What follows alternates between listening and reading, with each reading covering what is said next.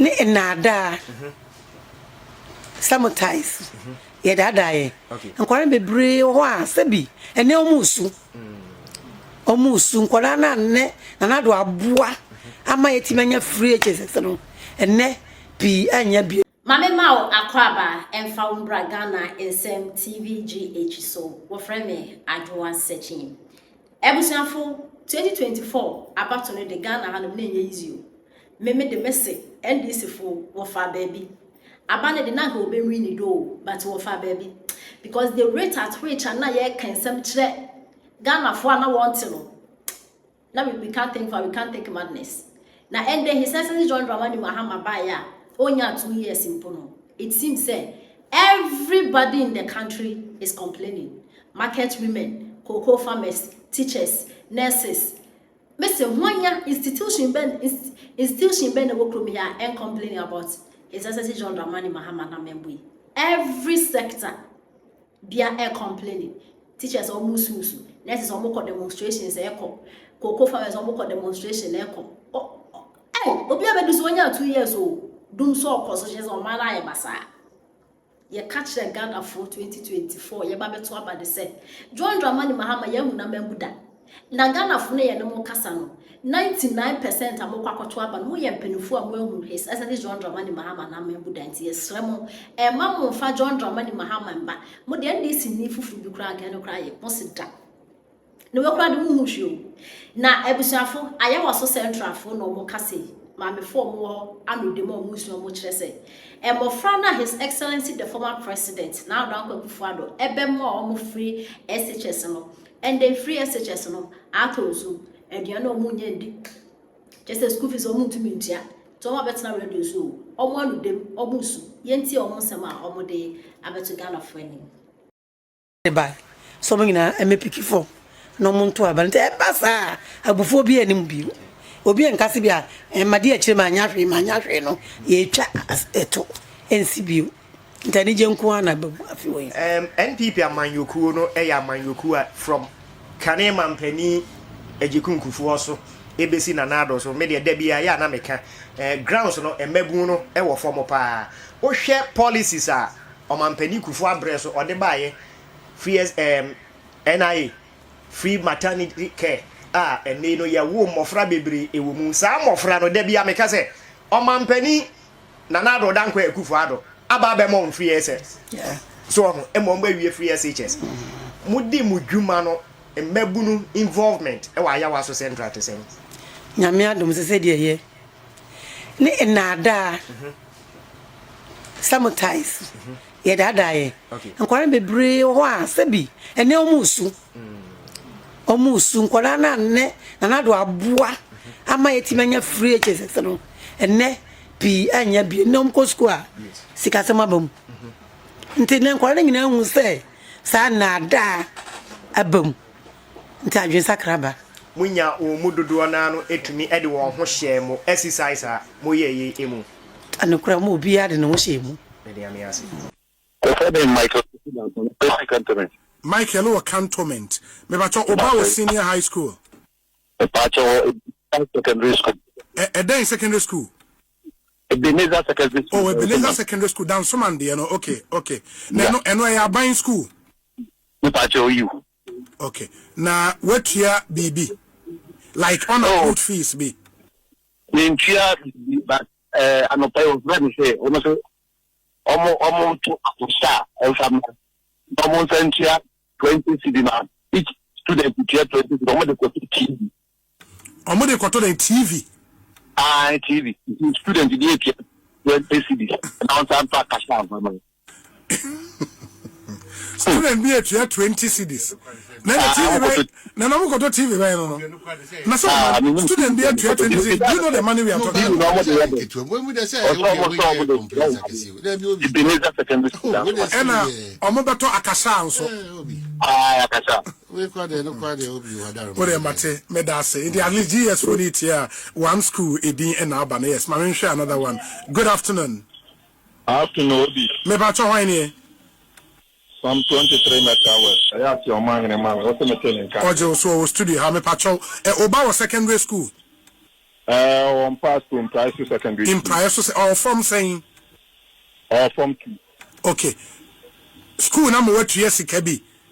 Ordinarily, I was Uncle Utia. Almost here, exam C.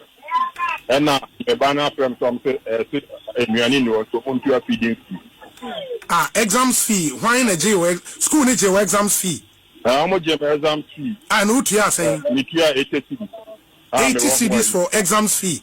Yeah, me work where you are making the ascent. I will receipt to her. We will receipt or make me the ascent or my hand or my hand. We will receipt. And feeding fee.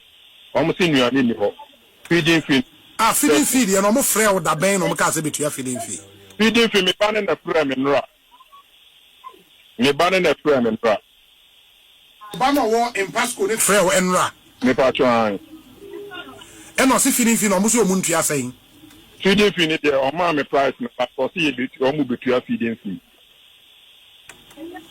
So senior and in the Obi. Me ban war who be every 2 weeks they are standing in because Obi me call honey me and Quadani in a home.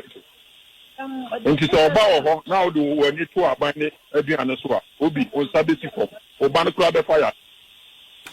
Very well. Ma say why 23 that say yemfa ni pa for free ko see sense higher sempa FM Obi good afternoon. Me ba to hwan ni Femi Kwame me pacho wo kasa free hin me no kasa free dodowa.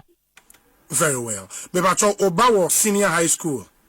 Me pacho me dem wo man be 4 kra. Eno mu nyina wo senior high school. Aye. O mu nyina wo one school ana. Debbie. Sa ba in common na mudi no maseda edin common chika kra. Na nya me hunu se enkanka emofra na omwo pom 3 no. Do time bi se ya. Omutimi twabo ma awofo no mu. Nkwala na afa chire twabo ma awofo no. Pepe.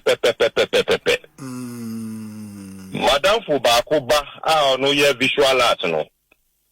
Or to make a chair, ne papa say, Omutia 1,005. Yeah, practicals. Enti, o papa no so di nechi, ebe school mu. Na oba no, ana, obe hu ni a supervise practical exams no, no hu say, obisan so, me basi say, enti me betie ska no. Enti, papa no so mani tenase, ana okofe abofra ne bae. Abofra no hu, ne papa ne so ya pa no de America dwane ko. That say onu anka se twane sika ama wofo ne se. Yes, practical fee. Wa bra mu nye he. Anche ne edi so amu sabeji on the beji awofo ne se. Mo fa na be sa ka se bibi declarance fee. Enti nia adi omo ye de afibia omo ye enti ese ye awofo no BBC sa akwa na sa wonti ase a oba fresh school no afofo no abofa no house master or teacher asana o mami na se papa no onim headmaster na headmistress no enti anything sa no bisa authorities ni say BBC na me bana kan a day and woman na say enim. I think that's also a fact. This is the very time on which iPhone.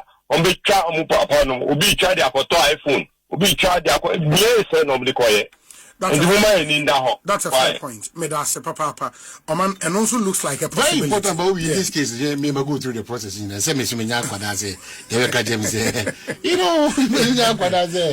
know, so I'm expecting even the service to rather take their time, maybe monitor the system and come back with a proper feedback. Not this eye-pleasing, we suffering statement nowadays. That's why we will be BTS. At the minimum, say, Menana and Obiba Michelle, so any amount be a make become a boom contact for Sanko for you. Say, me payment, I'm 50 and my payment. In any case, why will I do that? ana de okay e beti masi pa ba no kura ne say in a million one you want to say na wa ko bu afaso na akoda say be what trade there throw ne timi nya kokoduro and modern day timi smart or smart the parents and your parents kwana munye bre enko suku mu hono ma mun say nim e bia pity share bia so na say unim house master it's very difficult to do that because most of the payments you have to be there, make the payment yourself, or your rep will be there to make a payment, or phone video calls and all those things. It's especially on this your August program and be cancel no sa trona mimi bidino media that's the question. So what is the benefit in coming tonight? To make GES look bad, and I get what? To what? What I don't get it. So they are always rushing. Most government officials, they are rushing to satisfy their bosses, but at our expense. It's messy. They should come back with a proper release. So at a swap for check paying, and I walk away in an work checker. Obi Cressy with check or catch weeks out. Obi, what's your problem? My family and Unkahoni and Fancy. Good afternoon.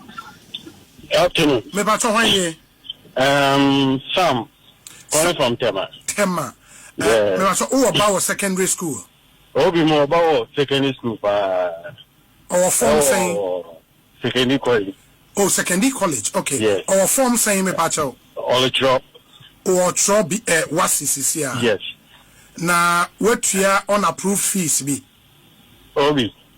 Offer me practical fee 100 cities.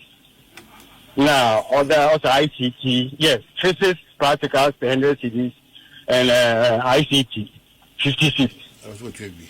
Also, ICT and physics practical. Yes. In the ICT, no, you're saying? ICT, no, 50 cities. And physics practical, no, so 50. 100 cities. And no, 100. 100, Obi. So I 150. Now, and no, usi a chair busa, musa, I'm passing school, ni just kabisa. Obi me say killing this. Na the school need waja. Waja them oh. I mean every week they am sending 250 150. I'm surprised. Every week. Every week I send enough anya then for feeding. And I say okwadine, no okwadine. Oh, Obi. That is why I'm surprised at the Ghana Education Service. Obi amala me also 92. Oh, a center. Yeah, 92. Oh, okay. Okay. The American, well, victimization now, who colleague in all the country. Yeah, my American. So, NCR, for Ubano, many are in school. Many are in Mate, Osint, Medasepa, Yamin show. Yemfa final call, na Yemfa NC. At least, this is to help policymakers to know, say, yes. Good afternoon. Good afternoon. What do you say?